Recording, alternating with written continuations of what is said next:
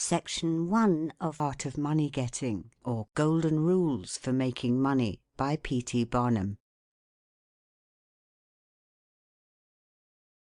In the United States, where we have more land than people, it is not at all difficult for persons in good health to make money. In this comparatively new field there are so many avenues of success open, so many vocations which are not crowded, that any person of either sex who is willing, at least for the time being, to engage in any respectable occupation that offers, may find lucrative employment. Those who really desire to attain an independence have only to set their minds upon it and adopt the proper means, as they do in regard to any other object which they wish to accomplish, and the thing is easily done. But however easy it may be found to make money, I have no doubt many of my hearers will agree it is the most difficult thing in the world to keep it. The road to wealth is, as Dr. Franklin truly says, as plain as the road to the mill. It consists simply in expending less than we earn. That seems to be a very simple problem. Mr. Micawber, one of those happy creations of the genial Dickens, puts the case in a strong light when he says that to have annual income of £20 per annum and spend £20 6d is to be the most miserable of men, whereas to have an income of only £20 and spend but £19 6d is to be the happiest of mortals. Many of my readers may say, "We understand this. This is economy, and we know economy is wealth. We know we can't eat our cake and keep it also." Yet I beg to say that perhaps more cases of failure arise from mistakes on this point than almost any other. The fact is, many people think they understand economy when they really do not. True economy is misapprehended, and people go through life without properly comprehending what that principle is. One says, "I have an income of so much, and here is my neighbour who has the same. Yet every year he gets something ahead and I fall short. Why is it? I know all about economy." He thinks he does, but he does not. There are men who think that economy consists in saving cheese parings and candle ends, in cutting off 2d from the laundress bill, and doing all sorts of little mean, dirty things. Economy is not meanness. The misfortune is also that this class of persons let their economy apply in only one direction. They fancy they are so wonderfully economical in saving a halfpenny when they ought to spend 2d, that they think they can afford to squander in other directions. A few years ago, before kerosene oil was discovered or thought of, one might stop overnight at almost any farmer's house in the agricultural districts and get a very good supper, but after supper he might attempt to read in the sitting-room, and would find it impossible with the inefficient light of one candle. The hostess, seeing his dilemma, would say, "It is rather difficult to read here evenings. The proverb says, 'You must have a ship at sea in order to be able to burn 2 candles at once.' We never have an extra candle, except on extra occasions." These extra occasions occur, perhaps, twice a year. In this way the good woman saves $5, $6, or $10 in that time, but the information which might be derived from having the extra light would, of course, far outweigh a ton of candles. But the trouble does not end here. Feeling that she is so economical in tallow candles, she thinks she can afford to go frequently to the village and spend $20 or $30 for ribbons and furbelows, many of which are not necessary. This false connote may frequently be seen in men of business, and in those instances it often runs to writing paper. You find good business men who save all the old envelopes and scraps, and would not tear a new sheet of paper, if they could avoid it, for the world. This is all very well. They may in this way save $5 or $10 a year, but being so economical only in note paper, they think they can afford to waste time, to have expensive parties, and to drive their carriages. This is an illustration of Dr. Franklin's saving at the spigot and wasting at the bunghole, penny wise and pound foolish. Punch, in speaking of this one-idea class of people, says they are like the man who bought a penny herring for his family's dinner and then hired a coach and four to take it home. I never knew a man to succeed by practising this kind of economy. True economy consists in always making the income exceed the outgo. Wear the old clothes a little longer if necessary. Dispense with the new pair of gloves. Mend the old dress. Live on plainer food if need be. So that under all circumstances, unless some unforeseen accident occurs, there will be a margin in favour of the income. A penny here and a dollar there, placed at interest, goes on accumulating, and in this way the desired result is attained. It requires some training, perhaps, to accomplish this economy, but when once used to it, you will find there is more satisfaction in rational saving than in irrational spending. Here is a recipe which I recommend. I have found it to work an excellent cure for extravagance, and especially for mistaken economy. When you find that you have no surplus at the end of the year, and yet have a good income, I advise you to take a few sheets of paper and form them into a book, and mark down every item of expenditure. Post it every day or week in 2 columns, one headed Necessaries, or even Comforts, and the other headed Luxuries, and you will find that the latter column will be double, treble, and frequently 10 times greater than the former. The real comforts of life cost but a small portion of what most of us can earn. Dr. Franklin says, quote, "It is the eyes of others and not our own eyes which ruin us. If all the world were blind except myself, I should not care for fine clothes or furniture." End quote. It is the fear of what Mrs. Grundy may say that keeps the noses of many worthy families to the grindstone. In America many persons like to repeat, "We are all free and equal," but it is a great mistake, in more senses than one. That we are born free and equal is a glorious truth in one sense. Yet we are not all born equally rich, and we never shall be.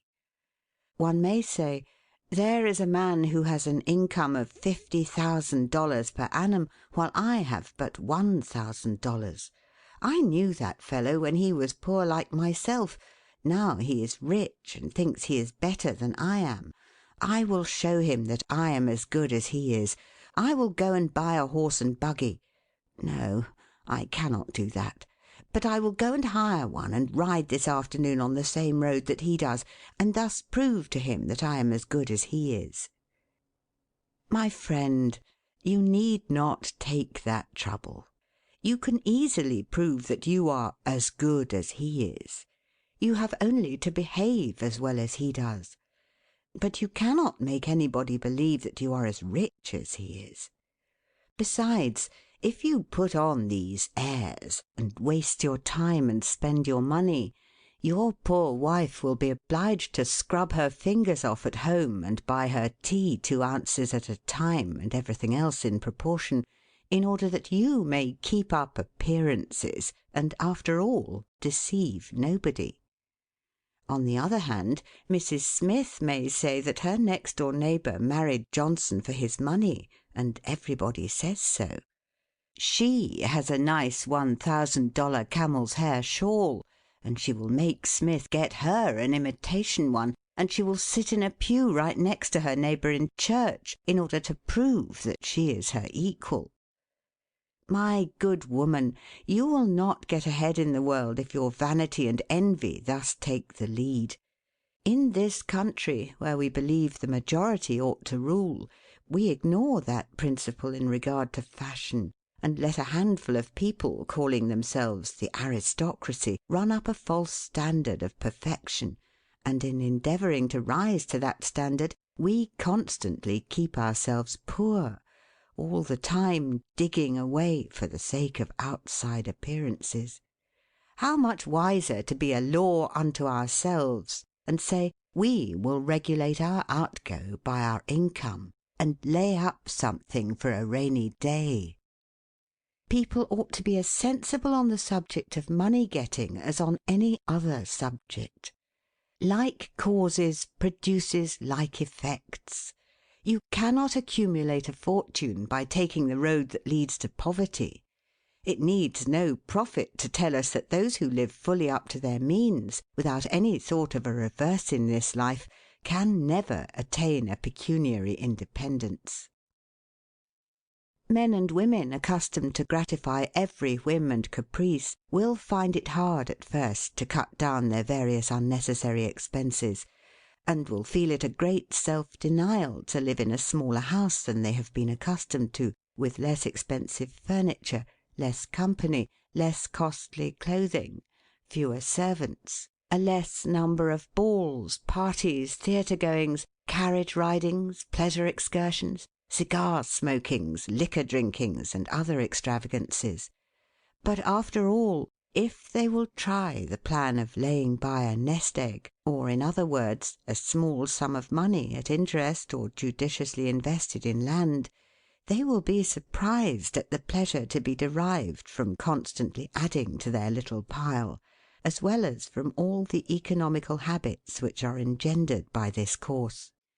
The old suit of clothes and the old bonnet and dress will answer for another season. The Croton or spring water taste better than champagne. A cold bath and a brisk walk will prove more exhilarating than a ride in the finest coach. A social chat, an evening's reading in the family circle, or an hour's play of hunt the slipper and blind man's buff will be far more pleasant than a $50 or $500 party, when the reflection on the difference in cost is indulged in by those who begin to know the pleasures of saving. Thousands of men are kept poor, and tens of thousands are made so after they have acquired quite sufficient to support them well through life, in consequence of laying their plans of living on too broad a platform. Some families expend $20,000 per annum, and some much more, and would scarcely know how to live on less, while others secure more solid enjoyment frequently on a 20th part of that amount. Prosperity is a more severe ordeal than adversity, especially sudden prosperity. Easy come, easy go is an old and true proverb. A spirit of pride and vanity, when permitted to have full sway, is the undying cankerworm which gnaws the very vitals of a man's worldly possessions, let them be small or great, hundreds or millions. Many persons, as they begin to prosper, immediately expand their ideas and commence expending for luxuries, until in a short time their expenses swallow up their income, and they become ruined in their ridiculous attempts to keep up appearances and make a sensation. I know a gentleman of fortune who says that, when he first began to prosper, his wife would have a new and elegant sofa.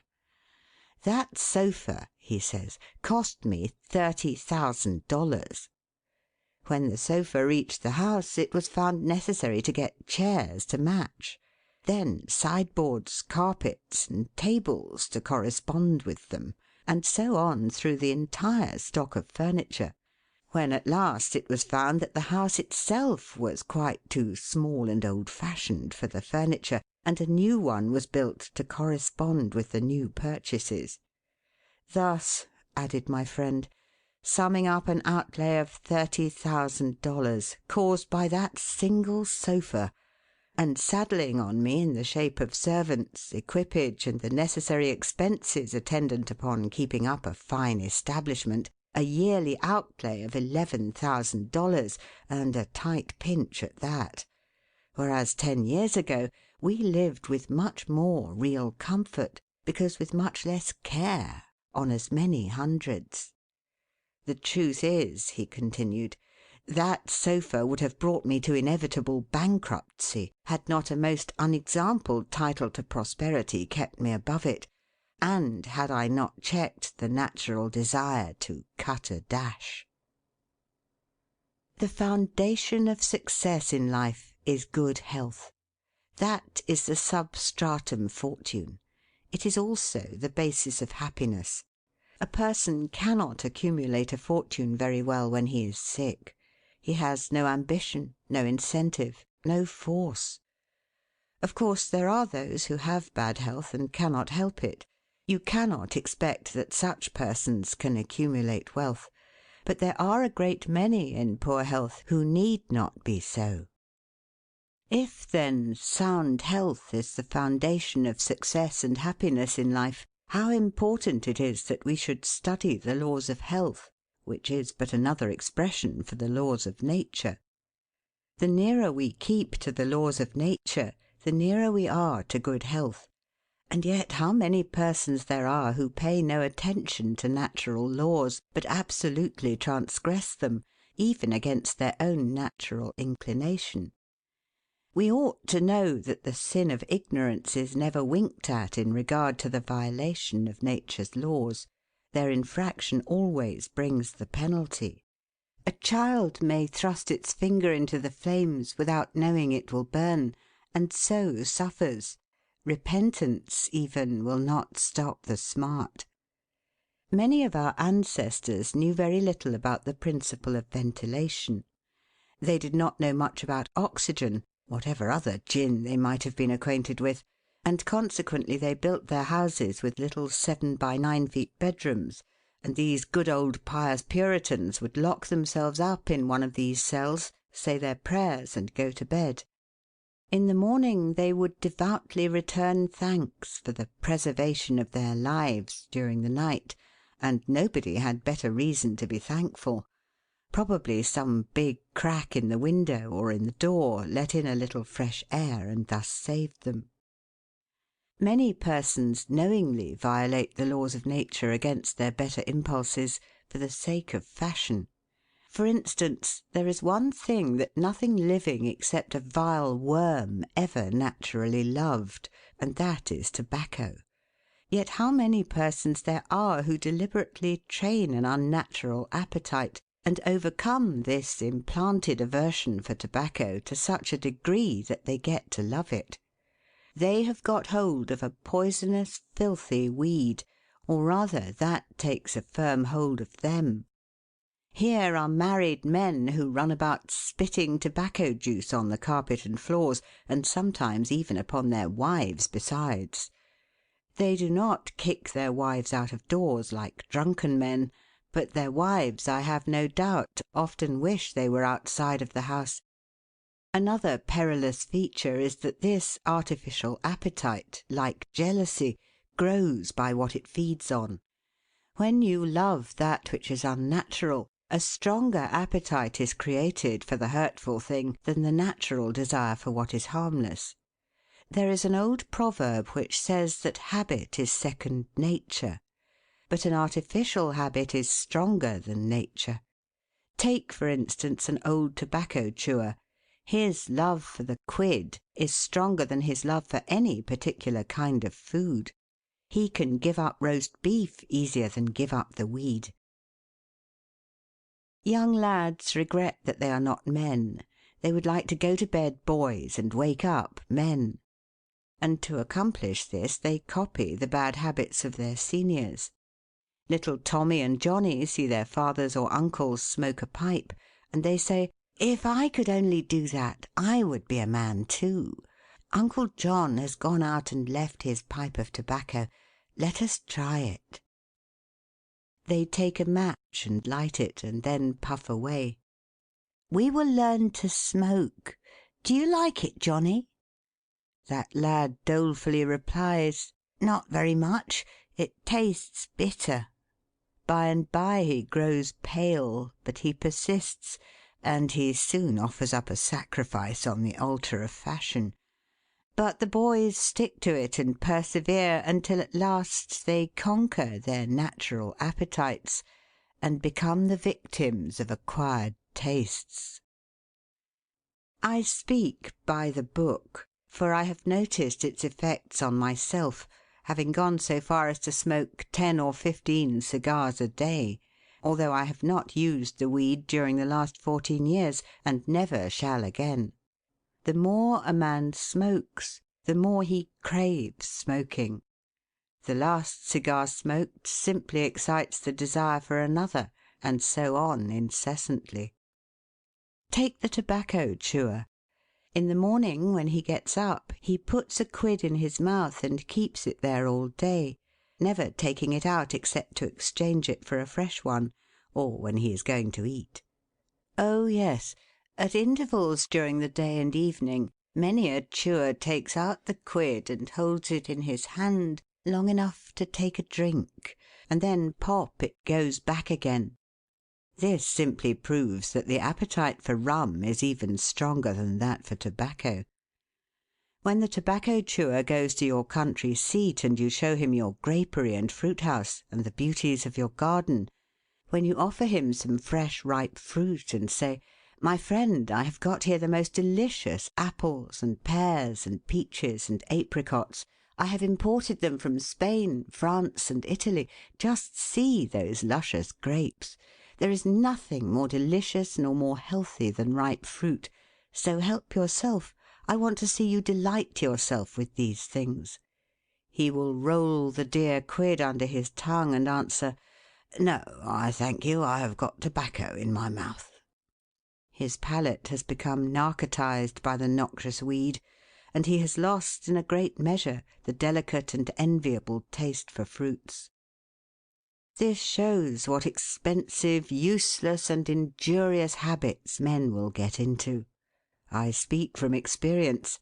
I have smoked until I trembled like an aspen leaf, the blood rushed to my head, and I had a palpitation of the heart which I thought was heart disease, till I was almost killed with fright. When I consulted my physician, he said, "Break off tobacco using." I was not only injuring my health and spending a great deal of money, but I was setting a bad example. I obeyed his counsel. No young man in the world ever looked so beautiful as he thought he did behind a 15-cent cigar or a meerschaum. These remarks apply with tenfold force to the use of intoxicating drinks. To make money requires a clear brain. A man has got to see that 2 and 2 make 4. He must lay all his plans with reflection and forethought, and closely examine all the details and the ins and outs of business. As no man can succeed in business unless he has a brain to enable him to lay his plans, and reason to guide him in their execution, so no matter how bountifully a man may be blessed with intelligence, if the brain is muddled and his judgment warped by intoxicating drinks, it is impossible for him to carry on business successfully. How many good opportunities have passed, never to return, while a man was sipping a social glass with his friend? How many foolish bargains have been made under the influence of the nervine, which temporarily makes its victim think he is rich?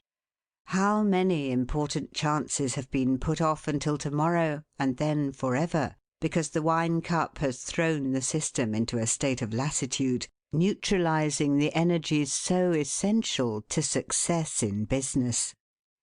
Verily, wine is a mocker. The use of intoxicating drinks as a beverage is as much an infatuation as is the smoking of opium by the Chinese, and the former is quite as destructive to the success of the business man as the latter. It is an unmitigated evil, utterly indefensible in the light of philosophy, religion, or good sense. It is the parent of nearly every other evil in our country. End of section 1. Section 2. Don't mistake your vocation. The safest plan, and the one most sure of success for the young man starting in life, is to select the vocation which is most congenial to his tastes. Parents and guardians are often quite too negligent in regard to this. It is very common for a father to say, for example, "I have 5 boys. I will make Billy a clergyman, John a lawyer, Tom a doctor, and Dick a farmer." He then goes into town and looks about to see what he will do with Sammy. He returns home and says, "Sammy, I see watchmaking is a nice genteel business. I think I will make you a goldsmith." He does this regardless of Sam's natural inclinations or genius. We are all, no doubt, born for a wise purpose. There is as much diversity in our brains as in our countenances. Some are born natural mechanics, while some have great aversion to machinery. Let a dozen boys of 10 years get together, and you will soon observe 2 or 3 are whittling out some ingenious device, working with locks or complicated machinery. When they were but 5 years old, their father could find no toy to please them like a puzzle. They are natural mechanics. But the other 8 or 9 boys have different aptitudes. I belong to the latter class. I never had the slightest love for mechanism. On the contrary, I have a sort of abhorrence for complicated machinery. I never had ingenuity enough to whittle a cider tap so it would not leak. I never could make a pen that I could write with, or understand the principle of a steam engine. If a man was to take such a boy as I was, and attempt to make a watchmaker of him, the boy might, after an apprenticeship of 5 or 7 years, be able to take apart and put together a watch. But all through life he would be working uphill, and seizing every excuse for leaving his work and idling away his time. Watchmaking is repulsive to him. Unless a man enters upon the vocation intended for him by nature, and best suited to his peculiar genius, he cannot succeed. I am glad to believe that the majority of persons do find their right vocation. Yet we see many who have mistaken their calling, from the blacksmith up, or down, to the clergyman. You will see, for instance, that extraordinary linguist, the learned blacksmith, who ought to have been a teacher of languages, and you may have seen lawyers, doctors, and clergymen who were better fitted by nature for the anvil or the lapstone. Select the right location. After securing the right vocation, you must be careful to select the proper location. You may have been cut out for a hotel keeper, and they say it requires a genius to know how to keep a hotel. You might conduct a hotel like clockwork, and provide satisfactorily for 500 guests every day. Yet if you should locate your house in a small village, where there is no railroad communication or public travel, the location would be your ruin. It is equally important that you do not commence business where there are already enough to meet all demands in the same occupation.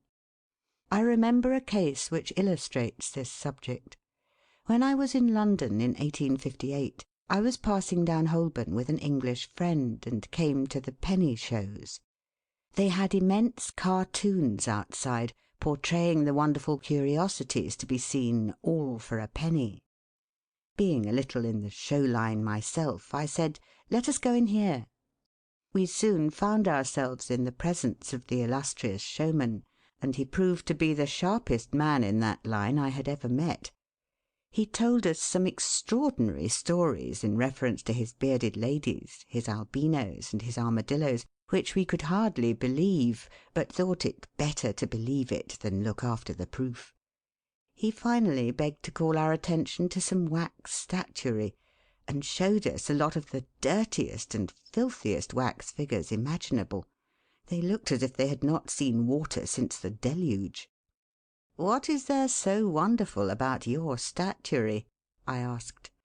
"I beg you not to speak so satirically," he replied. "Sir, these are not Madame Tussaud's wax figures, all covered with gilt and tinsel and imitation diamonds, and copied from engravings and photographs.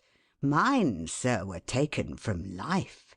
Whenever you look upon one of those figures, you may consider that you are looking upon the living individual."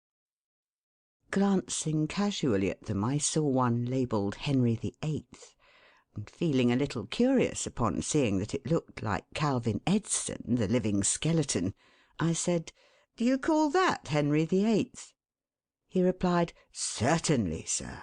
It was taken from life at Hampton Court by special order of His Majesty on such a day." He would have given the hour of the day if I had insisted. I said, "Everybody knows that Henry VIII was a great stout old king, and that figure is lean and lank. What do you say to that?" "Why," he replied, "you would be lean and lank yourself if you sat there as long as he has." There was no resisting such arguments. I said to my English friend, "Let us go out. Do not tell him who I am. I show the white feather. He beats me."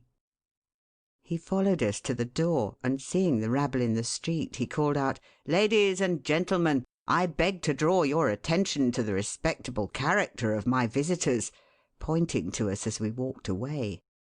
I called upon him a couple of days afterwards, told him who I was, and said, "My friend, you are an excellent showman, but you have selected a bad location." He replied, "This is true, sir. I feel that all my talents are thrown away. But what can I do?" "You can go to America," I replied. "You can give full play to your faculties over there. You will find plenty of elbow room in America. I will engage you for 2 years. After that you'll be able to go on your own account." He accepted my offer, and remained 2 years in my New York museum. He then went to New Orleans, and carried on a travelling show business during the summer. To day he is worth $60,000, simply because he selected the right vocation, and also secured the proper location. The old proverb says, 3 removes are as bad as a fire. But when a man is in the fire, it matters but little how soon or how often he removes. Avoid debt. Young men starting in life should avoid running into debt. There is scarcely anything that drags a person down like debt. It is a slavish position to get in, yet we find many a young man hardly out of his teens running in debt. He meets a chum and says, "Look at this, I have got trusted for a new suit of clothes." He seems to look upon the clothes as so much given to him. Well, it frequently is so, but if he succeeds in paying and then gets trusted again, he is adopting a habit which will keep him in poverty through life. Debt robs a man of his self-respect and makes him almost despise himself. Grunting and groaning and working for what he has eaten up or worn out, and now, when he is called upon to pay up, he has nothing to show for his money, this is properly termed working for a dead horse. I do not speak of merchants buying and selling on credit, or of those who buy on credit in order to turn the purchase to a profit. The old Quaker said to his farmer son, "John, never get trusted. But if thee gets trusted for anything, let it be for manure, because that will help thee pay it back again." Mr. Beecher advised young men to get in debt if they could to a small amount in the purchase of land in the country districts.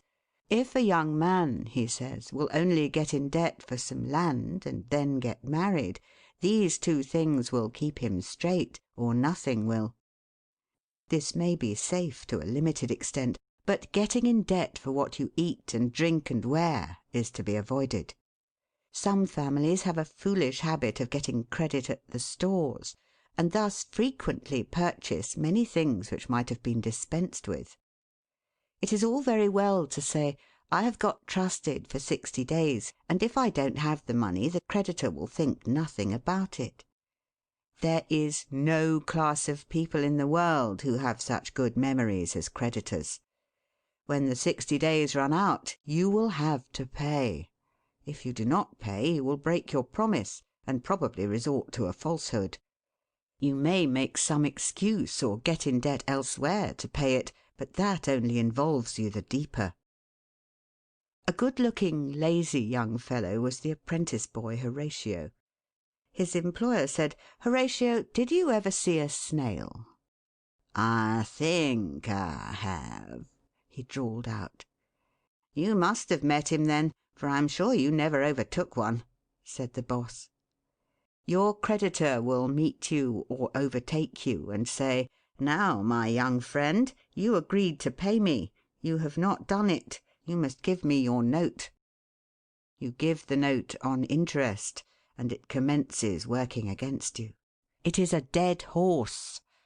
The creditor goes to bed at night and wakes up in the morning better off than when he retired to bed, because his interest has increased during the night.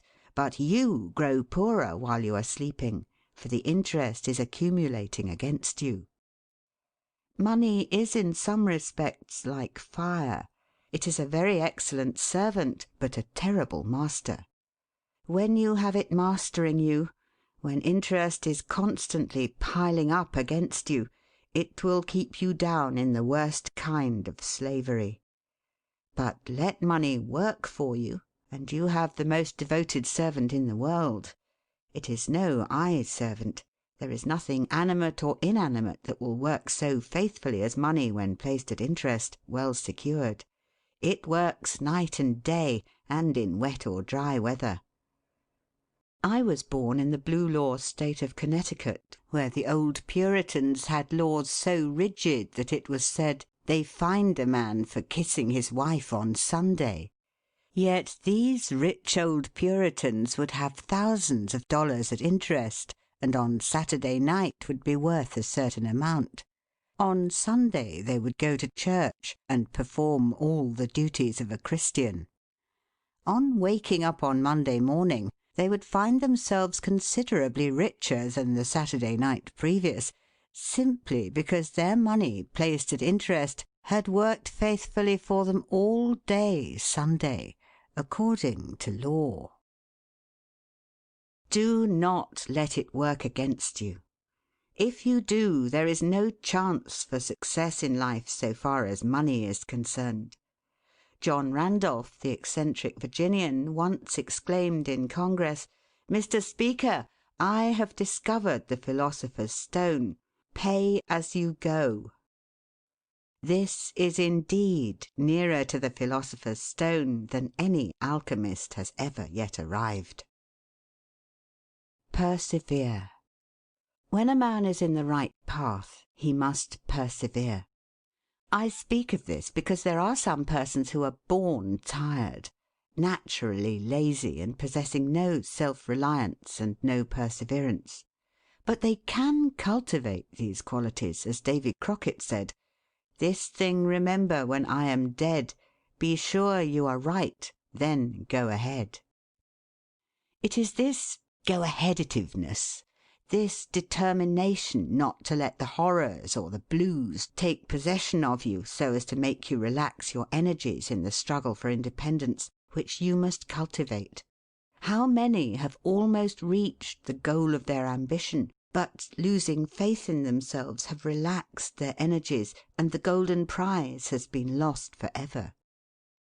It is, no doubt, often true, as Shakespeare says, "There is a tide in the affairs of men, which, taken at the flood, leads on to fortune."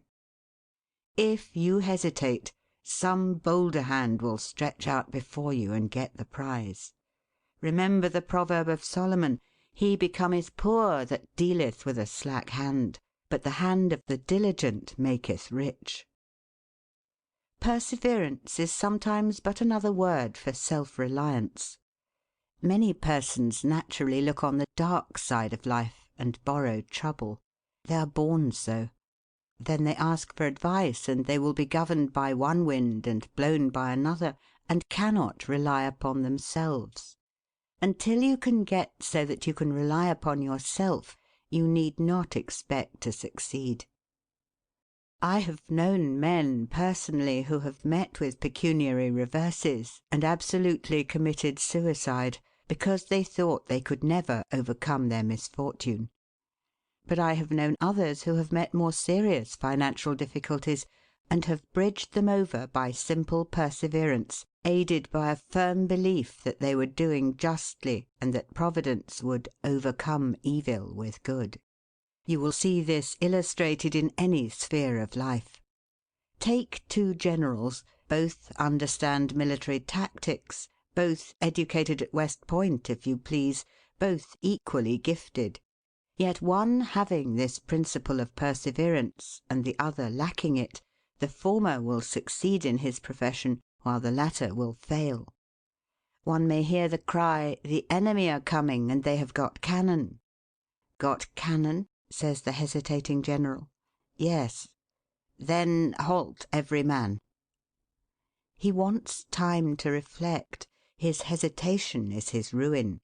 The enemy passes unmolested or overwhelms him, while on the other hand the general of pluck, perseverance, and self-reliance goes into battle with a will, and amid the clash of arms, the booming of cannon, the shrieks of the wounded, and the moans of the dying, you will see this man persevering, going on, cutting and slashing his way through with unwavering determination, inspiring his soldiers to deeds of fortitude, valour, and triumph. Whatever you do, do it with all your might. Work at it, if necessary, early and late, in season and out of season, not leaving a stone unturned, and never deferring for a single hour that which can be done just as well now. The old proverb is full of truth and meaning. Whatever is worth doing at all is worth doing well. Many a man acquires a fortune by doing his business thoroughly, while his neighbour remains poor for life because he only half does it. Ambition, energy, industry, perseverance are indispensable requisites for success in business. Fortune always favours the brave, and never helps a man who does not help himself. It won't do to spend your time like Mr. Micawber in waiting for something to turn up. To such men one of two things usually turns up: the poorhouse or the jail. For idleness breeds bad habits and clothes a man in rags. The poor spendthrift vagabond said to a rich man, "I have discovered there is money enough in the world for all of us, if it was equally divided. This must be done, and we shall all be happy together." "But," was the response, "if everybody was like you, it would be spent in 2 months, and what would you do then?" "Oh, divide again. Keep dividing, of course." I was recently reading in a London paper an account of a like philosophic pauper who was kicked out of a cheap boarding house because he could not pay his bill, but he had a roll of papers sticking out of his coat pocket which, upon examination, proved to be his plan for paying off the national debt of England without the aid of a penny. People have got to do as Cromwell said: not only trust in Providence, but keep the powder dry. Do your part of the work, or you cannot succeed. Mahomet one night, while encamping in the desert, overheard one of his fatigued followers remark, "I will loose my camel and trust it to God." "No, no, not so," said the Prophet. "Tie thy camel and trust it to God. Do all you can for yourselves, and then trust to Providence or luck, or whatever you please to call it, for the rest." Depend upon your own personal exertions. The eye of the employer is often worth more than the hands of a dozen employees. In the nature of things, an agent cannot be so faithful to his employer as to himself. Many who are employers will call to mind instances where the best employees have overlooked important points which could not have escaped their own observation as a proprietor. No man has a right to expect to succeed in life unless he understands his business, and nobody can understand his business thoroughly unless he learns it by personal application and experience. A man may be a manufacturer. He has got to learn the many details of his business personally. He will learn something every day, and he will find he will make mistakes nearly every day. And these very mistakes are helps to him in the way of experiences, if he but heeds them.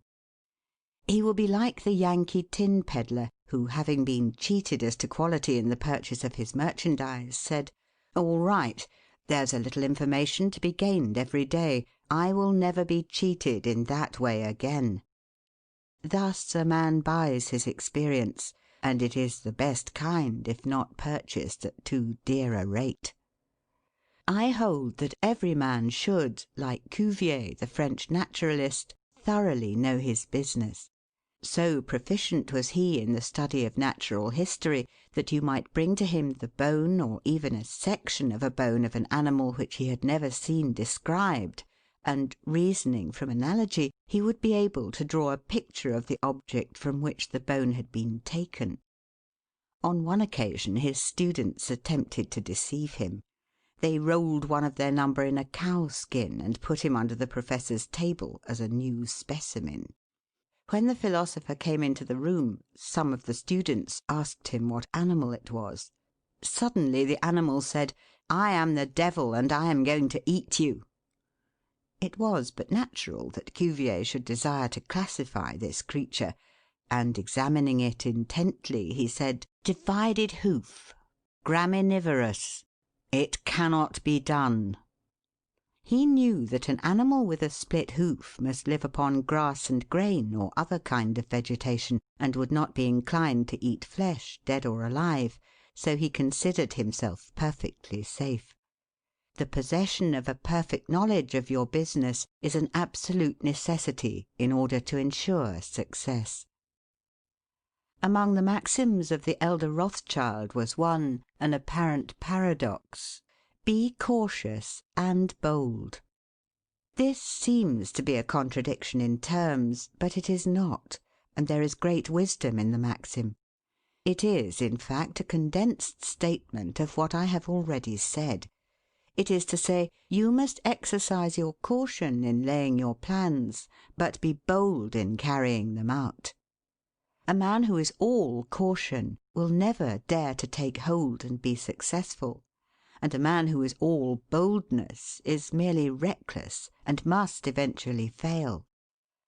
A man may go on 'Change and make $50,000 or $100,000 in speculating in stocks at a single operation, but if he has simple boldness without caution, it is mere chance, and what he gains to-day he will lose to-morrow. You must have both the caution and the boldness to ensure success. The Rothschilds have another maxim: never have anything to do with an unlucky man or place. That is to say, never have anything to do with a man or place which never succeeds, because, although a man may appear to be honest and intelligent, yet if he tries this or that thing and always fails, it is on account of some fault or infirmity that you may not be able to discover, but nevertheless which must exist. There is no such thing in the world as luck. There never was a man who could go out in the morning and find a purse full of gold in the street to-day, and another to-morrow, and so on, day after day. He may do so once in his life, but so far as mere luck is concerned, he is as liable to lose it as to find it. Like causes produce like effects. If a man adopts the proper methods to be successful, luck will not prevent him. If he does not succeed, there are reasons for it, although perhaps he may not be able to see them. Use the best tools. Men in engaging employees should be careful to get the best. Understand, you cannot have two good tools to work with, and there is no tool you should be so particular about as living tools. If you get a good one, it is better to keep him than keep changing. He learns something every day, and you are benefited by the experience he acquires. He is worth more to you this year than last, and he is the last man to part with, provided his habits are good and he continues faithful. If, as he gets more valuable, he demands an exorbitant increase of salary, on the supposition that you can't do without him, let him go. Whenever I have such an employee, I always discharge him. First, to convince him that his place may be supplied, and second, because he is good for nothing if he thinks he is invaluable and cannot be spared. But I would keep him, if possible, in order to profit from the result of his experience. An important element in an employee is the brain. You can see bills up, hands wanted, but hands are not worth a great deal without heads.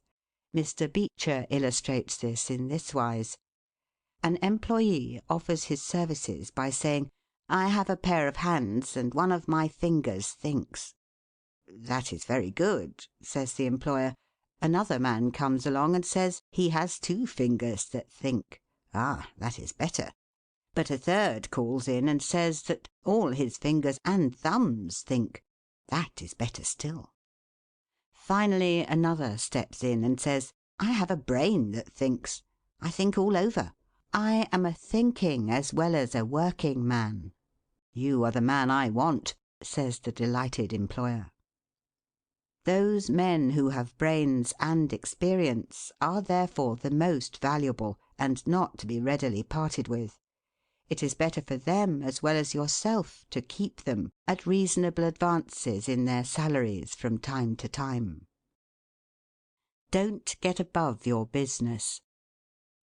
Young men, after they get through their business training or apprenticeship, instead of pursuing their avocation and rising in their business, will often lie about doing nothing. They say, "I have learned my business, but I am not going to be a hireling. What is the object of learning my trade or profession unless I establish myself?" Have you capital to start with? No, but I am going to have it. How are you going to get it? I will tell you confidentially. I have a wealthy old aunt, and she will die pretty soon, but if she does not, I expect to find some rich old man who will lend me a few thousands to give me a start. If I only get the money to start with, I will do well. There is no greater mistake than when a young man believes he will succeed with borrowed money. Why? Because every man's experience coincides with that of Mr. Astor, who said it was more difficult for him to accumulate his first $1,000 than all the succeeding millions that made up his colossal fortune. Money is good for nothing unless you know the value of it by experience. Give a boy $20,000 and put him in business, and the chances are that he will lose every dollar of it before he is a year older. Like buying a ticket in the lottery and drawing a prize, it is easy come, easy go. He does not know the value of it. Nothing is worth anything unless it costs effort. Without self-denial and economy, patience and perseverance, and commencing with capital which you have not earned, you are not sure to succeed in accumulating. Young men, instead of waiting for dead men's shoes, should be up and doing, for there is no class of persons who are so unaccommodating in regard to dying as these rich old people, and it is fortunate for the expectant heirs that it is so. 9 out of 10 of the rich men of our country to-day started out in life as poor boys, with determined wills, industry, perseverance, economy, and good habits. They went on gradually, made their own money, and saved it, and this is the best way to acquire a fortune. Stephen Girard started life as a poor cabin boy, and died worth $9 million. A.T. Stewart was a poor Irish boy. Now he pays taxes on $1.5 million of income per year. John Jacob Astor was a poor farmer boy, and died worth 20 millions. Cornelius Vanderbilt began life rowing a boat from Staten Island to New York. Now he presents our government with a steamship worth $1 million, and he is worth 50 millions. There is no royal road to learning, says the proverb, and I may say it is equally true, there is no royal road to wealth. But I think there is a royal road to both. The road to learning is a royal one. The road that enables the student to expand his intellect and add every day to his stock of knowledge, until, in the pleasant process of intellectual growth, he is able to solve the most profound problems, to count the stars, to analyse every atom of the globe, and to measure the firmament. This is a regal highway, and it is the only road worth travelling. So in regard to wealth. Go on in confidence. Study the rules, and, above all things, study human nature. For the proper study of mankind is man. And you will find that while expanding the intellect and the muscles, your enlarged experience will enable you every day to accumulate more and more principle, which will increase itself by interest and otherwise, until you arrive at a state of independence. You will find, as a general thing, that the poor boys get rich and the rich boys get poor. For instance, a rich man at his decease leaves a large estate to his family. His eldest sons, who have helped him earn his fortune, know by experience the value of money, and they take their inheritance and add to it. The separate portions of the young children are placed at interest, and the little fellows are patted on the head and told a dozen times a day, "You are rich. You will never have to work. You can always have whatever you wish, for you were born with a golden spoon in your mouth." The young heir soon finds out what that means. He has the finest dresses and playthings. He is crammed with sugar candies and almost killed with kindness, and he passes from school to school, petted and flattered. He becomes arrogant and self-conceited, abuses his teachers, and carries everything with a high hand.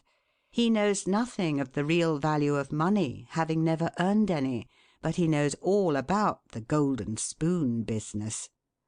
At college he invites his poor fellow-students to his room, where he wines and dines them. He is cajoled and caressed, and called a glorious good fellow because he is so lavish of his money. He gives his game suppers, drives his fast horses, invites his chums to fêtes and parties, determined to have lots of good times. He spends the night in frolics and debauchery, and leads off his companions with the familiar song, "We won't go home till morning." He gets them to join him in pulling down signs, taking gates from their hinges and throwing them into backyards and horse-ponds. If the police arrest them, he knocks them down, is taken to the lock-up, and joyfully foots the bills. "Ha, my boys," he cries, "what is the use of being rich if you can't enjoy yourself?" He might more truly say, if you can't make a fool of yourself. But he is fast, hates slow things, and don't see it. Young men loaded down with other people's money are almost sure to lose all they inherit, and they acquire all sorts of bad habits which in the majority of cases ruin them in health, purse, and character. In this country one generation follows another, and the poor of to-day are rich in the next generation, or the third. Their experience leads them on, and they become rich, and they leave vast riches to their young children. These children, having been reared in luxury, are inexperienced and get poor. And after long experience another generation comes on and gathers up riches again in turn. And thus history repeats itself, and happy is he who by listening to the experience of others avoids the rocks and shoals on which so many have been wrecked. In England the business makes the man. If a man in that country is a mechanic or working man, he is not recognised as a gentleman. On the occasion of my first appearance before Queen Victoria, the Duke of Wellington asked me what sphere in life General Tom Thumb's parents were in. "His father is a carpenter," I replied. "Oh, I had heard he was a gentleman," was the response of his Grace. In this republican country the man makes the business. No matter whether he is a blacksmith, a shoemaker, a farmer, banker, or lawyer, so long as his business is legitimate, he may be a gentleman. So any legitimate business is a double blessing. It helps the man engaged in it, and also helps others. The farmer supports his own family, but he also benefits the merchant or mechanic who needs the products of his farm. The tailor not only makes a living by his trade, but he also benefits the farmer, the clergyman, and others who cannot make their own clothing. But all these classes of men may be gentlemen. The great ambition should be to excel all others engaged in the same occupation.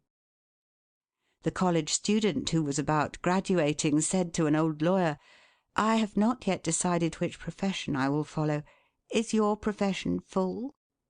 "The basement is much crowded, but there is plenty of room upstairs," was the witty and truthful reply. No profession, trade, or calling is overcrowded in the upper story. Wherever you find the most honest and intelligent merchant or banker, or the best lawyer, the best doctor, the best clergyman, the best shoemaker, carpenter, or anything else, that man is most sought for and has always enough to do. As a nation, Americans are too superficial. They are striving to get rich quickly, and do not generally do their business as substantially and thoroughly as they should. But whoever excels all others in his own line, if his habits are good and his integrity undoubted, cannot fail to secure abundant patronage and the wealth that naturally follows. Let your motto then always be Excelsior, for by living up to it there is no such word as fail. Learn something useful. Every man should make his son or daughter learn some useful trade or profession, so that in these days of changing fortunes, of being rich to-day and poor to-morrow, they may have something tangible to fall back upon. This provision might save many persons from misery who by some unexpected turn of fortune have lost all their means. Section 3. Let hope predominate, but be not too visionary. Many persons are always kept poor because they are too visionary. Every project looks to them like certain success, and therefore they keep changing from one business to another, always in hot water, always under the harrow. The plan of counting the chickens before they are hatched is an error of ancient date, but it does not seem to improve by age.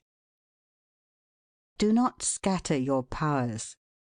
Engage in one kind of business only, and stick to it faithfully until you succeed, or until your experience shows that you should abandon it.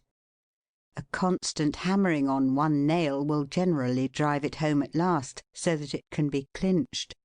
When a man's undivided attention is centred on one object, his mind will constantly be suggesting improvements of value, which would escape him if his brain was occupied by a dozen different subjects at once. Many a fortune has slipped through a man's fingers because he was engaged in too many occupations at a time. There is good sense in the old caution against having too many irons in the fire at once. Be systematic. Men should be systematic in their business.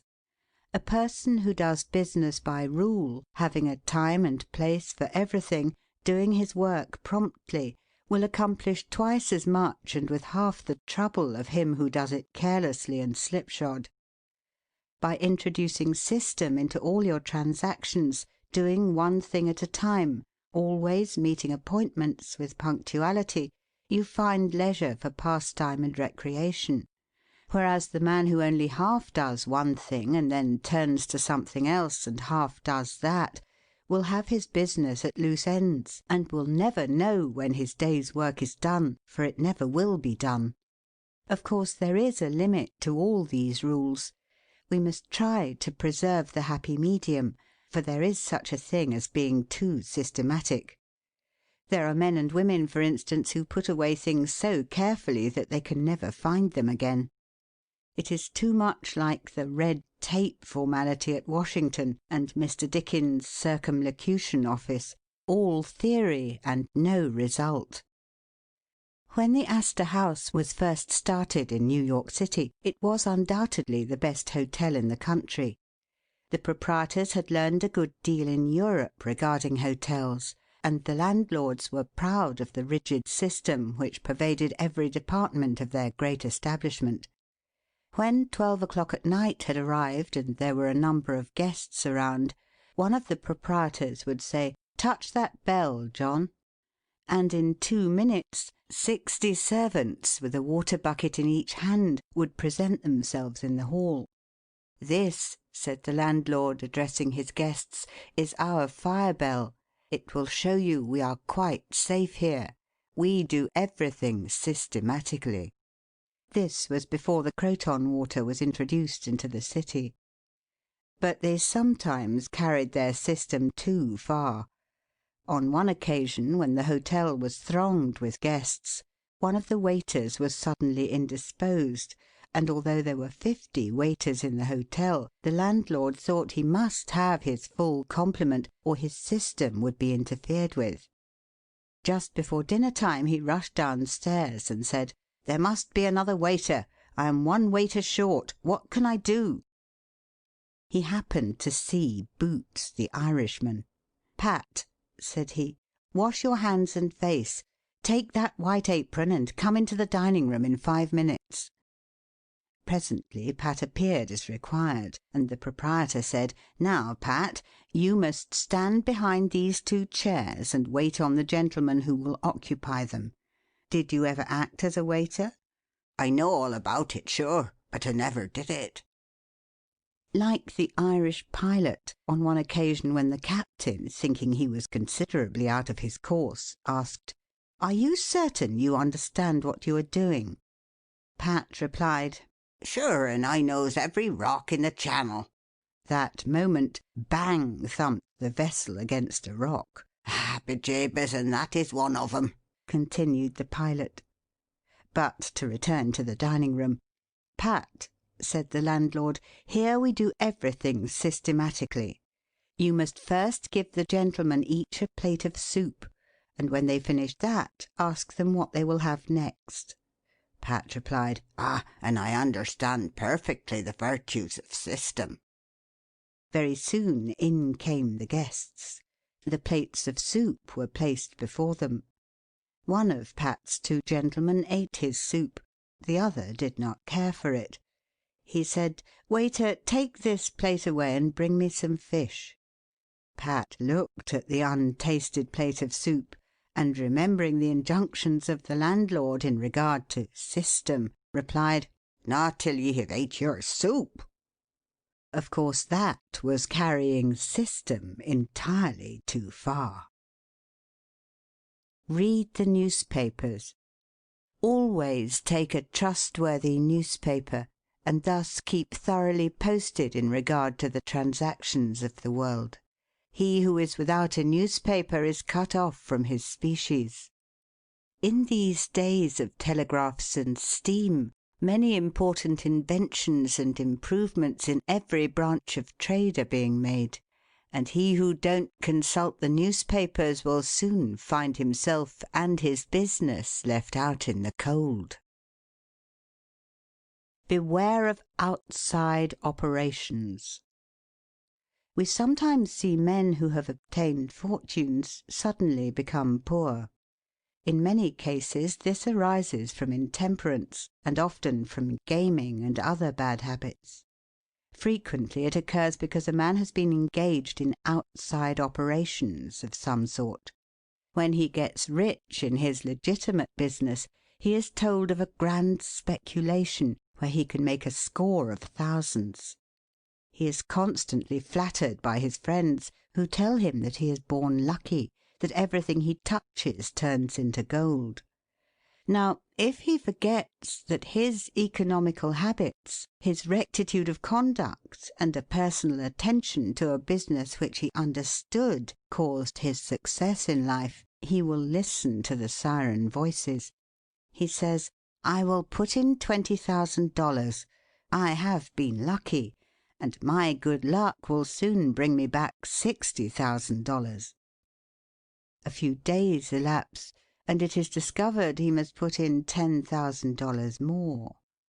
Soon after he is told it is all right, but certain matters not foreseen require an advance of $20,000 more, which will bring him a rich harvest. But before the time comes around to realize, the bubble bursts, he loses all he is possessed of, and then he learns what he ought to have known at the first, that however successful a man may be in his own business, if he turns from that and engages in a business which he don't understand, he is like Samson when shorn of his locks. His strength has departed, and he becomes like other men. If a man has plenty of money, he ought to invest something in everything that appears to promise success and that will probably benefit mankind. But let the sums thus invested be moderate in amount, and never let a man foolishly jeopardize a fortune that he has earned in a legitimate way by investing it in things in which he has had no experience. Don't endorse without security. I hold that no man ought ever to endorse a note or become security for any man, be it his father or brother, to a greater extent than he can afford to lose and care nothing about, without taking good security. Here is a man that is worth $20,000. He is doing a thriving manufacturing or mercantile trade. You are retired and living on your money. He comes to you and says, "You are aware that I am worth $20,000 and don't owe a dollar. If I had $5,000 in cash, I could purchase a particular lot of goods and double my money in a couple of months. Will you endorse my note for that amount?" You reflect that he is worth $20,000, and you incur no risk by endorsing his note. You like to accommodate him, and you lend your name without taking the precaution of getting security. Shortly after, he shows you the note with your endorsement cancelled, and tells you, probably truly, that he made the profit that he expected by the operation. You reflect that you have done a good action, and the thought makes you feel happy. By and by the same thing occurs again, and you do it again. You have already fixed the impression in your mind that it is perfectly safe to endorse his notes without security. But the trouble is, this man is getting money too easily. He has only to take your note to the bank, get it discounted, and take the cash. He gets money for the time being without effort, without inconvenience to himself. Now mark the result.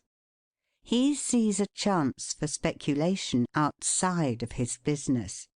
A temporary investment of only $10,000 is required. It is sure to come back before a note at the bank would be due. He places a note for that amount before you. You sign it almost mechanically. Being firmly convinced that your friend is responsible and trustworthy, you endorse his notes as a matter of course.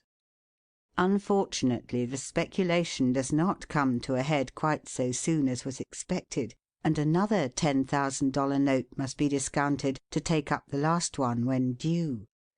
Before this note matures, the speculation has proved an utter failure, and all the money is lost. Does the loser tell his friend, the endorser, that he has lost half of his fortune? Not at all. He don't even mention that he has speculated at all. But he has got excited. The spirit of speculation has seized him. He sees others making large sums in this way. We seldom hear of the losers. And like other speculators, he looks for his money where he loses it. He tries again. Endorsing notes has become chronic with you, and at every loss he gets your signature for whatever amount he wants. Finally, you discover your friend has lost all of his property and all of yours. You are overwhelmed with astonishment and grief, and you say, "It is a hard thing. My friend here has ruined me." But you should add, I have also ruined him. If you had said in the first place, I will accommodate you, but I never endorse without taking ample security, he could not have gone beyond the length of his tether, and he would never have been tempted away from his legitimate business. It is a very dangerous thing, therefore, at any time, to let people get possession of money too easily. It tempts them to hazardous speculations, if nothing more. Solomon truly said, "He that hateth suretyship is sure." So with the young man starting in business. Let him understand the value of money by earning it. When he does understand its value, then grease the wheels a little in helping him to start business. But remember, men who get money with too great facility cannot usually succeed.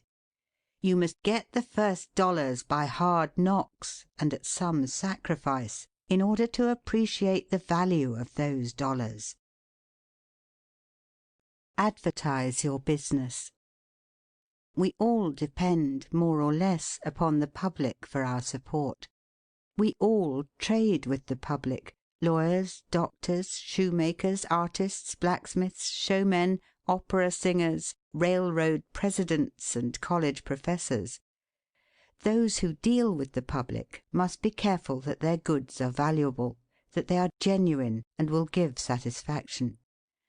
When you get an article which you know is going to please your customers, and that when they have tried it they will feel they have got their money's worth, then let the fact be known that you have got it. Be careful to advertise it in some shape or other, because it is evident that if a man has ever so good an article for sale, and nobody knows it, it will bring him no return. In a country like this, where nearly everybody reads, and where newspapers are issued and circulated in editions of 5,000 to 200,000, it would be very unwise if this channel was not taken advantage of to reach the public in advertising. A newspaper goes into the family and is read by wife and children as well as the head of the house. Hence hundreds and thousands of people may read your advertisement while you are attending to your routine business. Many, perhaps, read it while you are asleep. The whole philosophy of life is first sow, then reap. That is the way the farmer does. He plants his potatoes and corn and sows his grain, and then goes about something else, and the time comes when he reaps. But he never reaps first and sows afterwards. This principle applies to all kinds of business, and to nothing more eminently than to advertising. If a man has a genuine article, there is no way in which he can reap more advantageously than by sowing to the public in this way. He must, of course, have a really good article, and one which will please his customers. Anything spurious will not succeed permanently, because the public is wiser than many imagine. Men and women are selfish, and we all prefer purchasing where we can get the most for our money, and we try to find out where we can most surely do so. You may advertise a spurious article and induce many people to call and buy it once, but they will denounce you as an impostor and swindler, and your business will gradually die out and leave you poor. This is right. Few people can safely depend upon chance custom. You all need to have your customers return and purchase again. A man said to me, "I have tried advertising and did not succeed, yet I have a good article."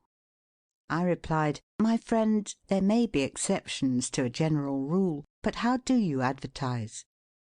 "I put it in a weekly newspaper 3 times and paid $1.50 for it." I replied, "Sir, advertising is like learning. A little is a dangerous thing." A French writer says that "the reader of a newspaper does not see the first insertion of an ordinary advertisement. The second insertion he sees, but does not read. The third insertion he reads. The fourth insertion he looks at the price. The 5th insertion, he speaks of it to his wife. The 6th insertion, he is ready to purchase. And the 7th insertion, he purchases. Your object in advertising is to make the public understand what you have got to sell, and if you have not the pluck to keep advertising until you have imparted that information, all the money you have spent is lost. You are like the fellow who told the gentleman if he would give him 10 cents it would save him $1. "How can I help you so much with so small a sum?" asked the gentleman in surprise. "I started out this morning," hiccuped the fellow, "with the full determination to get drunk, and I have spent my only $1 to accomplish the object, and it has not quite done it. 10 cents worth more of whiskey would just do it, and in this manner I should save the $1 already expended." So a man who advertises at all must keep it up until the public know who and what he is, and what his business is, or else the money invested in advertising is lost. Some men have a peculiar genius for writing a striking advertisement, one that will arrest the attention of the reader at first sight. This tact, of course, gives the advertiser a great advantage. Sometimes a man makes himself popular by an unique sign or a curious display in his window. Recently I observed a swing sign extending over the sidewalk in front of a store, on which was the inscription in plain letters, "Don't read the other side." Of course I did, and so did everybody else. And I learned that the man had made an independence by first attracting the public to his business in that way, and then using his customers well afterwards. Genin the Hatter bought the first Jenny Lind ticket at auction for $225, because he knew it would be a good advertisement for him. "Who is the bidder?" said the auctioneer as he knocked down that ticket at Castle Garden. "Genin the Hatter," was the response. Here were thousands of people from the Fifth Avenue and from distant cities in the highest stations in life. "Who is Genin the Hatter?" they exclaimed. They had never heard of him before. The next morning the newspapers and telegraph had circulated the facts from Maine to Texas, and from 5 to 10 millions of people had read that the tickets sold at auction for Jenny Lind's first concert amounted to about $20,000, and that a single ticket was sold at $225 to Genin the Hatter. Men throughout the country involuntarily took off their hats to see if they had a Genin hat on their heads. At a town in Iowa it was found that in the crowd around the post office there was one man who had a Genin hat, and he showed it in triumph, although it was worn out and not worth 2 cents. "Why," one man exclaimed, "you have a real Genin hat. What a lucky fellow you are." Another man said, "Hang on to that hat. It will be a valuable heirloom in your family." Still another man in the crowd, who seemed to envy the possessor of this good fortune, said, "Come, give us all a chance. Put it up at auction." He did so, and it was sold as a keepsake for $9.50. What was the consequence to Mr. Genin? He sold 10,000 extra hats per annum the first 6 years. 9/10 of the purchasers bought of him probably out of curiosity, and many of them, finding that he gave them an equivalent for their money, became his regular customers. This novel advertisement first struck their attention, and then, as he made a good article, they came again. Now, I don't say that everybody should advertise as Mr. Genin did, but I say if a man has got goods for sale and he don't advertise them in some way, the chances are that some day the sheriff will do it for him. Nor do I say that everybody must advertise in a newspaper, or indeed use printer's ink at all. On the contrary, although that article is indispensable in the majority of cases, yet doctors and clergymen, and sometimes lawyers and some others, can more effectually reach the public in some other manner. But it is obvious they must be known in some way, else how could they be supported? Be polite and kind to your customers. Politeness and civility are the best capital ever invested in business. Large stores, gilt signs, flaming advertisements will all prove unavailing if you or your employees treat your patrons abruptly. The truth is, the more kind and liberal a man is, the more generous will be the patronage bestowed upon him. Like begets like.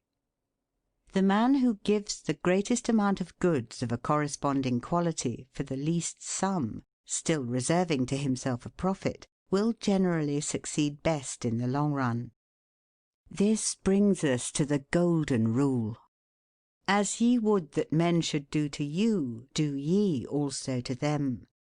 And they will do better by you than if you always treated them as if you wanted to get the most you could out of them for the least return. Men who drive sharp bargains with their customers, acting as if they never expected to see them again, will not be mistaken. They never will see them again as customers. People don't like to pay and get kicked also.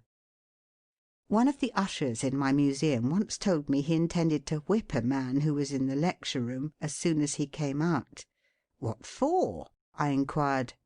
"Because he said I was no gentleman," replied the usher.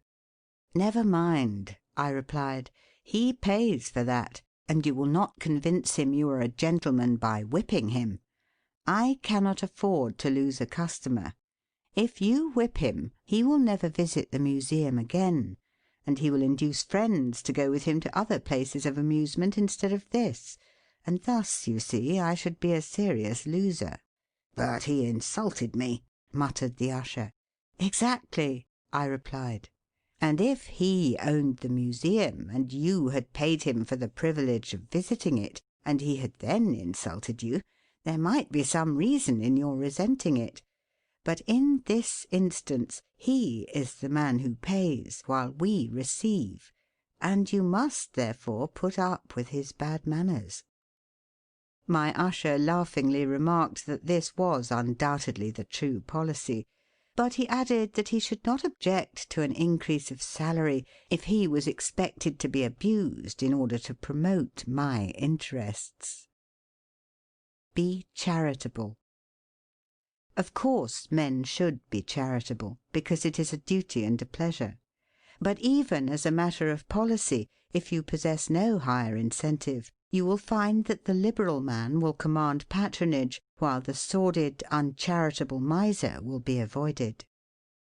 Solomon says, "There is that scattereth and yet increaseth, and there is that withholdeth more than meet, but it tendeth to poverty." Of course, the only true charity is that which is from the heart. The best kind of charity is to help those who are willing to help themselves. Promiscuous almsgiving, without inquiring into the worthiness of the applicant, is bad in every sense. But to search out and quietly assist those who are struggling for themselves is the kind that scattereth and yet increaseth. But don't fall into the idea that some persons practise of giving a prayer instead of a potato and a benediction instead of bread to the hungry. It is easier to make Christians with full stomachs than empty. Don't blab. Some men have a foolish habit of telling their business secrets. If they make money, they like to tell their neighbours how it was done. Nothing is gained by this, and ofttimes much is lost. Say nothing about your profits, your hopes, your expectations, your intentions. And this should apply to letters as well as to conversation. Goethe makes Mephistopheles say, "Never write a letter nor destroy one." Business men must write letters, but they should be careful what they put in them. If you are losing money, be specially cautious and not tell of it, or you will lose your reputation. Preserve your integrity. It is more precious than diamonds or rubies. The old miser said to his sons, "Get money. Get it honestly if you can, but get money." This advice was not only atrociously wicked, but it was the very essence of stupidity. It was as much as to say, if you find it difficult to obtain money honestly, you can easily get it dishonestly. Get it in that way. Poor fool! Not to know that the most difficult thing in life is to make money dishonestly. Not to know that our prisons are full of men who attempted to follow this advice.